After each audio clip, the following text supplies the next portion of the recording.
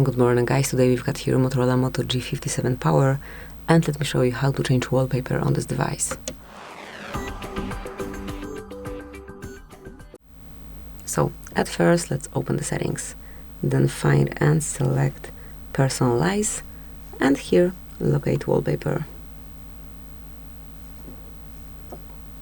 Now you can pick one from the albums, so you can choose something from your own photos, set some dynamic wallpaper or something from curated images, however you prefer.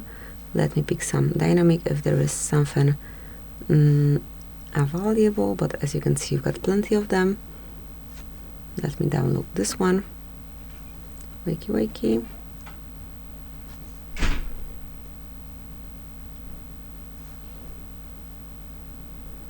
And as you can see now, here you've got the preview.